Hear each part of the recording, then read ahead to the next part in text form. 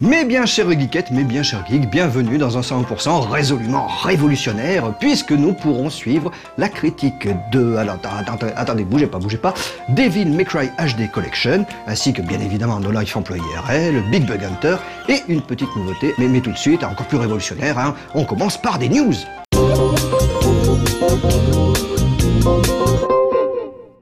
Premier titre du studio américain The Workshop, Sorcery a été réalisé en collaboration avec les studios Sony situés à Santa Monica, qui avaient déjà épaulé That Game Company lors du développement de Journey et à qui l'on doit la saga God of War. On peut donc s'attendre à un titre techniquement irréprochable. Sorcery est un jeu d'aventure RPG centré sur l'utilisation du PlayStation Move, dans lequel on incarne un jeune apprenti magicien appelé Finn. Ce dernier est dans la mouise. Il a en effet accidentellement pulvérisé le laboratoire d'alchimie de son maître avant de se laisser convaincre par Erlin, un chat magique, d'aller faire un saut dans le royaume des morts. Résultat, il libère la reine des cauchemars qui s'apprête à détruire son monde. On vous avait dit qu'il était dans la mouise. Accompagné de Erlin et armé de sa baguette magique, que l'on manipulera à l'aide du PlayStation Move, Finn devra apprendre à maîtriser ses pouvoirs afin de devenir un magicien digne de ce nom. Vu à la troisième personne, puzzle, exploration, alchimie et combat seront au menu de ce Sorcery. Les sorts appris pourront être améliorés et combinés afin de conjurer des orages, des murs de flammes, voire se transformer en différentes créatures. A priori, on peut s'attendre à un jeu largement supérieur au minigame Kinect de Harry Potter et les reliques de la mort.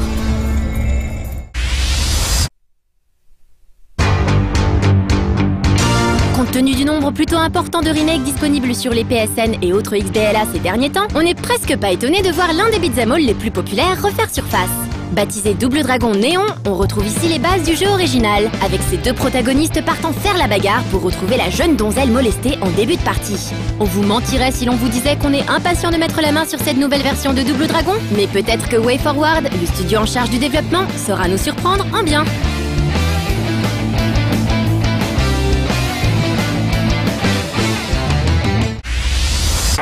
La démo de Summer Stars 2012 est désormais téléchargeable sur PS3 et Xbox 360.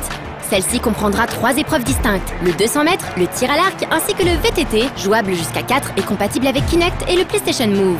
Le jeu final, annoncé pour le 17 mai prochain, sortira également sur Wii et aligne 18 disciplines très variées et assez inhabituelles dans ce type de compile sportive grand public.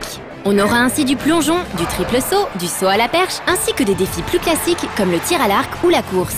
Si Summer Stars 2012 fera usage des manettes et autres périphériques à détection de mouvement, les manettes classiques n'en seront pas pour autant mises au rencard, pour tous les joueurs désireux de faire du sport sans transpirer.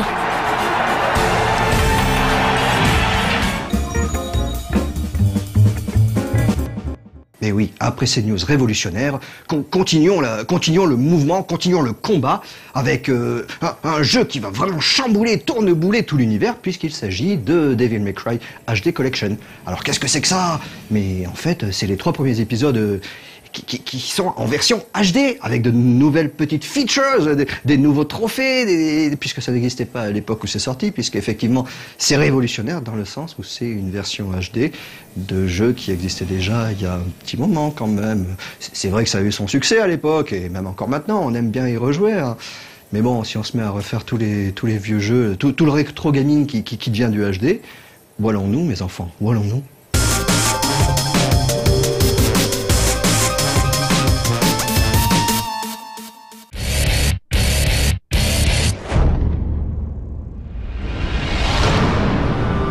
Après un Resident Evil 2 couronné de succès, Kamiya Hideki fut chargé de réaliser le 4e épisode de la célèbre saga horrifique de Capcom. Pour ce qui aurait dû être le premier volet de la série sur PS2, son idée était de faire un jeu d'action stylisé dans lequel on incarnerait un héros à la fois cool et immortel, un peu à l'opposé de la Blueseye chargée de défendre Raccoon City jusqu'alors. Partant de cette idée, ce prototype de Resident Evil 4 s'est forgé une personnalité extrêmement forte, qui s'éloignait radicalement des racines de la série. D'ailleurs, le virage opéré était si important que la décision fut prise de le dissocier de la franchise. Par la suite, ce prototype donne naissance à Devil May Cry, une autre licence chère au cœur des joueurs et que l'on retrouve aujourd'hui à travers ses 3 premiers épisodes. Toujours partant pour recycler ses vieilles gloires passées, Capcom vient en effet d'éditer un Devil May Cry HD Collection qui, comme son nom l'indique, surfe sur la vague des compilations HD. I'm absolutely crazy about it! Devil May Cry in high definition.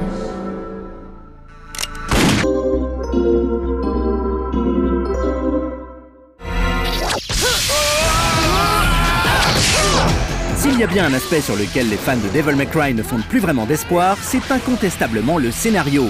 Quoi qu'il arrive, on sait que Dante devra sortir sa plus belle lame et ses plus beaux calibres pour aller chasser du démon. Les tenants et les aboutissants, plus personne ne s'en préoccupe vraiment. Le plus important est que notre héros puisse s'étaler sa désinvolture légendaire en prenant, si possible, la pause à la première occasion venue. Time to go to work, guys. Et même s'il peut être qualifié de too much ou d'over the top, il est aujourd'hui difficile de ne pas reconnaître en Dante l'un des héros les plus classes et charismatiques de ces dernières années. Un statut fort avec lequel on ne badine pas, comme Devil May Cry 2 a pu l'apprendre à ses dépens. You were the first one to know about my vengeance. It looks like I'm getting closer.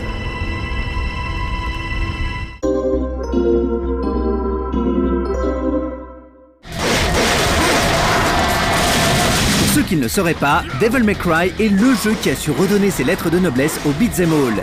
Avec lui, Capcom avait réussi à donner de la consistance à un genre plutôt arcade à l'origine et à le transcender en y apportant pile ce qu'il fallait de réflexion, de plateforme et d'aventure. Les Devil May Cry intégraient aussi un système de progression plutôt inédit pour l'époque, basé sur l'accumulation et la redistribution de sphères rouges. Quel que soit l'épisode, il était possible de personnaliser ses héros en misant sur les améliorations et capacités de son choix, ce qui pouvait avoir une incidence significative lors de certains combats. La série de Capcom est en effet plus technique que la moyenne. Et même si on a le sentiment que la difficulté a été atténuée dans cette compilation, elle n'en demeure pas moins exigeante, surtout dans le cas de Devil May Cry 3. Les joueurs les moins avertis pourront donc être légèrement brusqués, d'autant que la mécanique a globalement vieilli, avec une prise en main un peu rigide pour le premier volet, un système de lock perfectible ou encore des angles de caméra fixe pas toujours bien étudiés. Mais bon, on n'est pas là pour vous faire un topo complet sur une série que vous devez de connaître. L'objet de cette critique est de juger la qualité des portages effectués par Pipeworks Software, et en la matière, on peut dire qu'il y a du bon et du moins bon. D'un côté, on félicitera le travail d'optimisation qui remet au goût du jour les différentes modélisations et textures, et de l'autre, on déplorera une paresse difficilement compréhensible. En effet, alors que le plus gros avait été fait pour ne pas écorcher les yeux des jeunes générations bercées dans la douceur de la haute définition, on se demande encore pourquoi Capcom et ce petit développeur ne se sont pas attachés à fignoler le travail. Il n'y a rien de bien méchant ou de rédhibitoire, mais on regrette par exemple que le format 4/3 et la résolution cradoche des menus et des cinématiques n'aient pas été retravaillés, ou que le jeu se montre si avare en contenu bonus. On peut bien compter sur tout un tas d'illustrations et de musique, mais difficile en tant que fan de se satisfaire de ces maigres friandises. Heureusement, Devil May Cry HD Collection est l'occasion pour de nombreux joueurs de redécouvrir le premier volet dans une version 60 Hz digne de son standing et de profiter directement de la Special Edition du 3e épisode.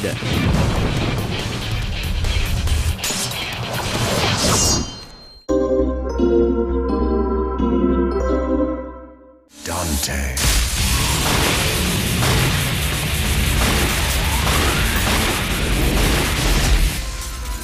À n'en pas douter, Devil May Cry HD Collection fait partie de ces compilations qui comptent, de ces compilations que l'on se doit de ranger soigneusement aux côtés d'un Metal Gear Solid HD Collection ou d'un Ico et Shadow of the Colossus Classics HD. Certes, on n'atteint pas le même degré de finition qu'avec les titres de Konami et de Sony. Certes, Devil May Cry 2 est toujours aussi mauvais, mais rien que le fait de proposer les premiers et 3e épisodes dans des versions visuellement correctes la rend indispensable. C'est clair que l'on aurait aimé une interface plus soignée et des bonus plus nombreux et inédits. Mais très franchement, à l'heure où l'on craint pour l'avenir de la série et où Ninja Gaiden 3 a déjà basculé dans les ténèbres, on ne va pas bouder notre plaisir.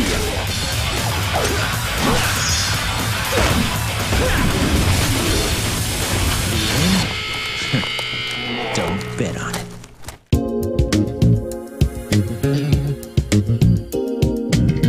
Bon, vous avez saisi l'esprit quand même de la thématique du jour, c'est la révolution. Alors après les jeux qui ressortent en version HD, maintenant, No Life Employee RL. Alors là, bah, bravo, parce que quand même, c'est pas pour dire, mais le travail, vous savez combien de temps ça... Vous savez quel âge ça a, le travail? Ça a au moins 50 ans, ça fait 50 ans que ça existe, le travail, au moins. Et maintenant, hop là, et ben voilà, ils vont ressortir une version HD du travail. No Life Employee RL, c'est malheureux, ça c'est pas... Rien.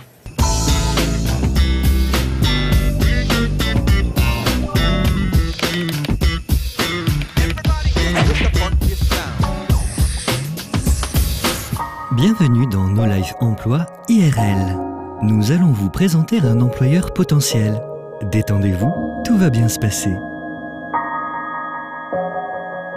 Je m'appelle Alice Guéguin, donc en fait je suis gérante et productrice de la société Animal Production. Donc c'est une société que j'ai créée en 2007 avec donc un associé qui est lui réalisateur. Et voilà, on produit, en fait, on a 3 activités différentes. Il y a la production qui est vraiment notre base financière, c'est la production de films institutionnels et de pubs web. Donc ça, on a plusieurs clients, c'est vraiment des films de commande. Ensuite, on a une activité de prestation qui est une location de studio. Donc on a un grand plateau donc il y en a un qui fait 180 mètres carrés, il y a un cyclo fond vert. Et ça, c'est voilà, donc c'est la location pour des productions extérieures. Et troisième partie, c'est on produit des films de fiction, donc courts-métrages. Et là, on a donc des longs-métrages en développement. Voilà. Conditions de travail. On est une petite boîte de production et donc on fonctionne avec, il y a 2 permanents, moi et une employée et une administratrice de production. Et ensuite on travaille avec des freelances, intermittents du spectacle et freelances. Donc ça peut être, donc les conditions en fait c'est du travail ponctuel en fonction des projets qu'on a. Ça peut être une journée de travail, ça peut être 8 jours, voilà, ça s'organise en fonction du projet. Profil recherché. Donc on travaille beaucoup avec des freelances en fonction des projets, mais après sur notre base de fonctionnement quotidienne, là nous on recherche un stagiaire en production qui en fait fait le rôle d'assistant de production, qui lui va nous aider sur tout ce qui est recherche de financement essentiellement, donc notamment pour les projets de long métrage et de court métrage où c'est des projets qui sont financés essentiellement par les subventions et par les chaînes de télé, et donc il faut faire beaucoup de dossiers, on doit défendre le projet, donc il va travailler essentiellement là-dessus. Niveau d'études et expérience. Alors pour le poste recherché, ce que je demande à la personne, c'est d'avoir une connaissance de base sur l'organisation de comment on peut monter un projet de film de fiction. C'est-à-dire c'est savoir ce que c'est que le CNC, savoir quelles sont les institutions qui permettent de financer un film. C'est-à-dire que comme ça on peut aller un peu plus vite, il va apprendre des choses, mais je peux lui parler, il va comprendre rapidement de quoi il s'agit, qu'il ait déjà vu des plans de financement, qu'il ait déjà vu des budgets de films. Voilà, donc il y a une connaissance de base. Donc en termes de formation, là je vois le dernier stagiaire qu'on a eu, il a fait une formation, c'était un master de production à l'ESTRA. C'est-à-dire, oui, je vais favoriser quelqu'un qui a un petit background en production de cinéma. Voilà. Donc ça peut être, il y a des BTS, il y a des écoles spécialisées. Je sais qu'il y a aussi des études possibles à la fac, mais qui sont souvent moins spécialisées et moins orientées production. Donc voilà, après ça va dépendre de la curiosité personnelle des gens, s'ils sont allés eux un peu fouiller. Donc ça c'est quelque chose dont on peut parler en entretien en fait. Rémunération et évolution. Donc en stage en fait c'est vraiment le minimum, c'est 420 € par mois. Et je prends en charge les repas. Donc je sais que c'est pas grand-chose, mais après voilà, c'est sans responsabilité, et la personne est là aussi pour apprendre et encadrer, etc. Et ensuite, le but c'est de former les gens. Moi j'ai intérêt à les garder le plus longtemps possible. Et après c'est d'en faire un vrai assistant de production que je peux garder ensuite sur les projets de film. Voilà. À éviter absolument. Il n'y a rien à éviter, c'est-à-dire que après c'est un métier qui n'a... Il n'y a pas de code, il n'y a pas d'études vraiment spécifiques, c'est un métier qui s'apprend en faisant. Et au contraire, moi je vais privilégier des personnalités fortes. J'ai rien à... Voilà, il n'y a rien à éviter, après il faut venir en étant sincère et ouvert. Et, voilà. Merci d'avoir suivi ce vidéogramme d'information. La sortie est par ici.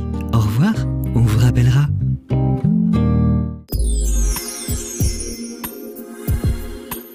Non mais bon, voilà, excusez-moi, mais quand même je suis un petit peu dépité.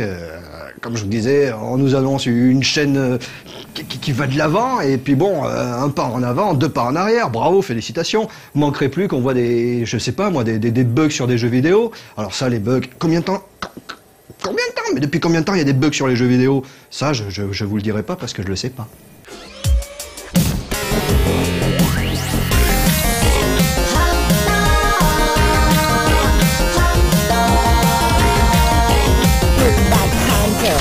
Aujourd'hui, c'est avec un très grand plaisir que nous allons parler d'un bug déniché et saisi par un de mes très chers confrères, UMX. Alors moi qui connais très bien UMX, pour le côtoyer très souvent, eh bien je peux vous dire que c'est quelqu'un qui apporte une attention toute particulière à la sécurité routière. Et d'ailleurs, c'est pour ça qu'aujourd'hui, il nous explique comment fabriquer un véhicule supersonique. Nuts and Bolts est le 3e épisode de la série des Banjo-Kazooie. L'ajout de véhicules pilotables était la grande nouveauté du titre. Il était même possible de les construire et de les customiser de A à Z. Mais en laissant trop de possibilités aux joueurs, il y a fort à parier que des bugs fassent leur apparition. Regardez un peu ce véhicule par exemple. Il ne paye pas de mine et ne possède même pas de moteur. Pourtant, quand on l'active, il part tel un dragster et atteint la vitesse maximale en un rien de temps. L'accélération est telle que la moindre bosse le fait décoller comme un avion. Alors, comment cela est-il possible ? Alors pour comprendre ce phénomène physique étonnant, nous avons posé la question au professeur Jean-Sébastien Loeb, expert en excès de vitesse. Alors, professeur, comment expliquez-vous ce phénomène ? Aucune idée, merci professeur. C'est à cause de mes lunettes que vous m'avez pris pour McLesguy ou quoi ? Ah peut-être, oui. Hein ? Ouais. Pour faire simple, il faut disposer 2 barres de remorquage en face l'une de l'autre. Placer entre elles un ensemble de roues en laissant bien un espace vide au milieu. Le résultat est que les 2 barres de remorquage vont s'attirer, mais les roues les en empêchent. Grâce à ce jeu de force opposé, une accélération monstrueuse se produit. Ce bug est surtout utile pour remporter les épreuves de vitesse que proposent certains Jinjo. Si maintenant vous désirez construire un bon véhicule avec une architecture un peu plus officielle, si je puis dire, voici comment récupérer une excellente pièce détachée. Le petit réacteur, comme il s'appelle, n'est normalement atteignable qu'à la moitié du jeu, mais il est en réalité possible de voler pour aller le chercher dès le début du jeu. Kazooie, l'oiseau qui n'a pas le bec dans sa poche, possède la faculté de faire léviter les objets. Bien évidemment, les développeurs ont pensé au petit malin qui essaierait de voler en se mettant sur un de ces objets. Ça ne marche pas. On ne peut pas manipuler un objet sur lequel on se trouve directement. Par contre, si on empile 2 objets, qu'on se place au sommet et qu'on essaie de faire léviter l'objet du dessous, tadam, on vole. Pour comprendre ce phénomène de lévitation étonnant, nous avons posé la question au... Excusez-moi, vous avez pas vu un professeur qui était là il y a 2 minutes ? Non, je sais pas, vous avez pensé regarder là-haut ? Se déplacer ainsi dans les airs demande un certain doigté, mais c'est un nombre incroyable d'endroits qui deviennent accessibles tout d'un coup. Non, mais sérieusement, que font les testeurs ? Et si vous venez à vous lasser des endroits haut perchés, vous pouvez passer à l'exploration souterraine en faisant un peu d'OOB. Pour cela, mettez une tourelle œuf-grenade au sol, sur le flanc. Montez à l'intérieur et faites-la pivoter de façon à avoir la tête en bas. En appuyant sur Y pour vous éjecter, vous allez tout simplement passer à travers le sol. Pensez cependant à vous équiper d'un véhicule volant de type hélicoptère pour éviter de tomber trop bas. Grâce à ce bug, on peut notamment découvrir une salle cachée sous le sol du dernier niveau. Les connaisseurs remarqueront qu'il s'agit de la salle qu'on aperçoit dans la cinématique de fin. Bon, elle n'a rien à faire là, mais on commence à être habitué avec Rareware. Bon allez, toutes ces aventures m'ont fatigué, je vais me taper un petit somme chez moi. Quoi ? On ne peut pas rentrer dans la maison de Banjo ? Mais attendez, c'est n'importe quoi, c'est chez moi. Laissez-moi rentrer. Attendez, je vais rectifier ça. Une petite tourelle œuf-grenade sur le toit, et voilà. Me voilà à l'intérieur. Non mais oh, c'est fou ça. Et voilà, maintenant que vous êtes rentré chez vous, eh bien ce que l'histoire ne dit pas, c'est que vous ne pouvez plus sortir. Donc autant avoir une bonne dose de provisions et puis en profiter pour regarder Big Bug Hunter. Ça fait pas un peu de pub sur la fin là, Alex ?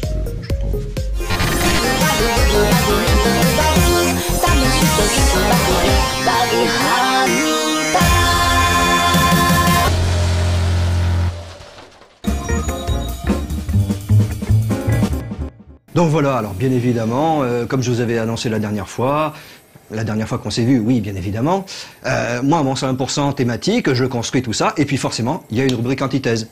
Alors voilà, moi, comme je me suis basé cette fois-ci sur la révolution, sur le futur, l'avenir, alors qu'en fait, rétro gaming et compagnie, version HD, là, qu'est-ce qu'ils me font ? Ils me sortent une nouvelle rubrique. Stop ! Monsieur Benoît, je prends la parole, je viens pirater le 120% pour une raison importante, c'est qu'on va voir le live report de la soirée No Life Indies qui s'est passée le 31 mars à Paris au Point Éphémère avec 3 artistes, mais bon, vous allez tout voir dans le sujet. C'est le live report du 31 mars, soirée No Life Indies.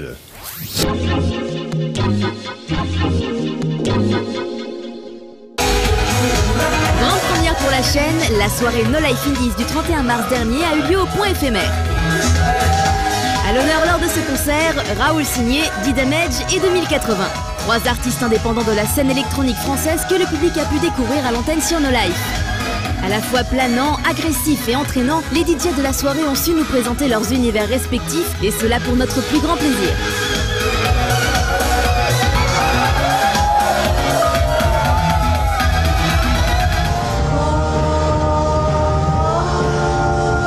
Malgré une légère frayeur face au petit nombre de spectateurs en début de soirée, la salle de concert est rapidement devenue pleine à craquer et le public a été très réceptif. Raoul Signé s'est chargé d'ouvrir le bal avec sa musique si particulière et unique. Armé de ses mélodies mélancoliques, il a su charmer la foule qui s'est laissée volontiers plonger dans le monde torturé de l'artiste.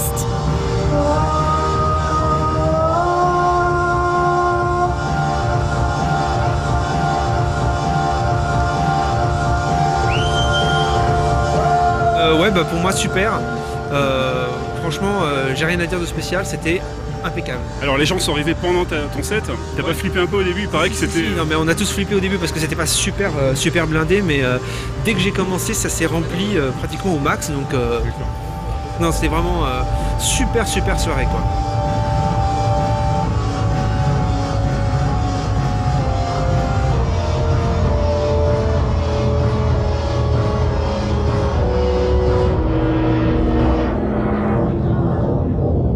Une ouverture de concert en douceur donc, puisque le set s'est déroulé dans une ambiance calme et sereine. Il y a quelqu'un? Allô? Raoul Signé a fini par laisser la place à Didamage, un duo constitué de deux frères qui ont littéralement enflammé la salle. Le set était nerveux, violent et diablement entraînant, permettant ainsi aux nombreux spectateurs de bouger sur les rythmes effrénés du groupe.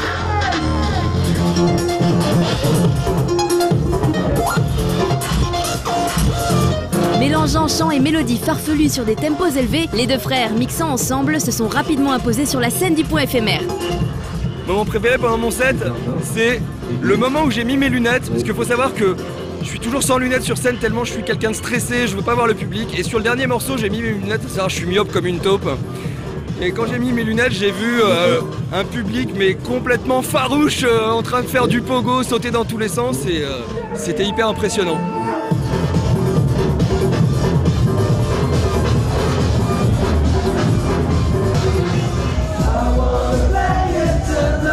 Ensuite, la musique chiptune était à l'honneur avec 2080, l'artiste ayant su faire chavirer nos petits cœurs de gamers. Avec sa musique électronique à la sauce rétro gaming, 2080 a assuré le show jusqu'à aller faire chanter la salle sur son titre My Mega Drive.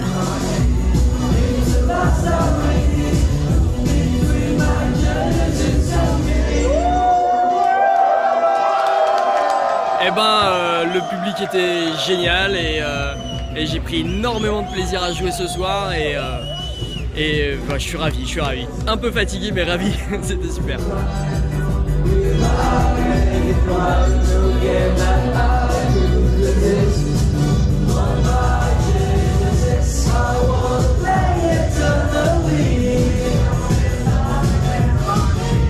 Quel est ton moment préféré pendant ton set, celui où t'as le plus kiffé? Ah, c'est difficile à dire parce que j'ai un petit peu du mal. J'ai eu beaucoup de moments où j'ai vraiment pris beaucoup de plaisir. Je dirais que sur The Backup, l'arrivée de la rythmique qui n'y a pas sur le CD. Et puis bien sûr dans My Mega Drive, quand j'ai entendu le public qui chantait, c'est la première fois que ça m'arrivait et j'avoue, ouais, ça doit être probablement ça le meilleur moment, ouais, c'est sûr. Ouais.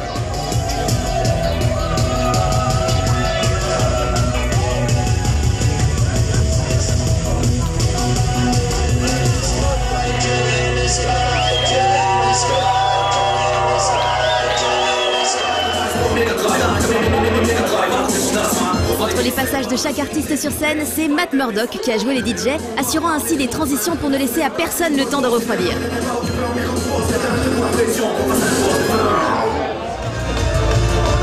De son côté, Billy se chargeait de la partie VJ.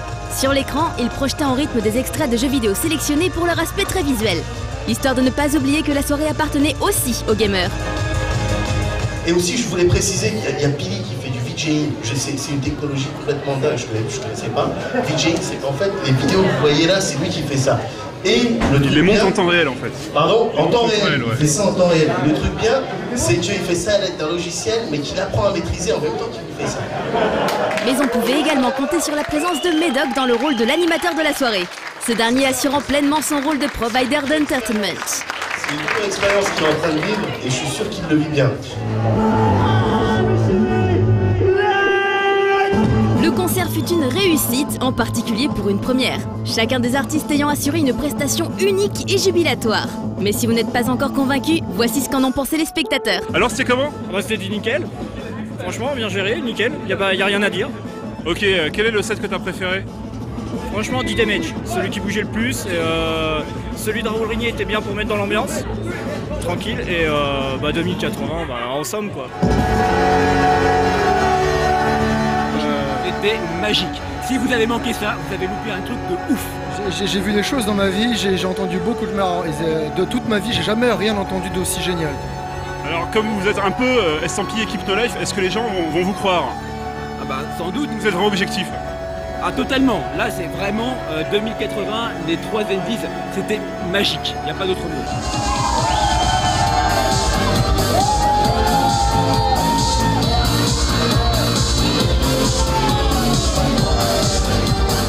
Juste un petit regret, il n'y a pas eu Extra Life.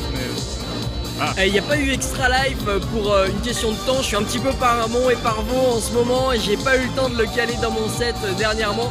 Mais promis, la prochaine fois que je passe par Paris, Extra Life sera dedans.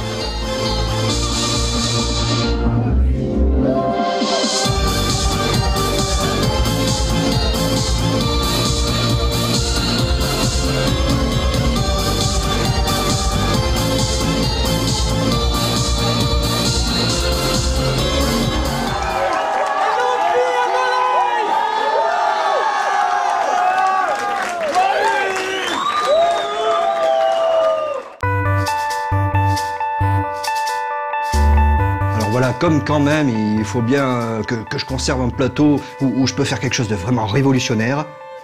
Ouais, d'accord, vous y attendez, ok, tant pis, c'est pas grave. Je vous l'ai fait quand même, mais bisous, mais plein d'esprit révolutionnaire, plein de sang sur les mains et de tête au bout de pique, et voilà. J'espère qu'on va pas me couper quand même, vu qu'on est en période électorale, ce serait couillon. En même temps, personne ne va faire la révolution de nos jours, ce serait grotesque. Des bisous et de la révolution.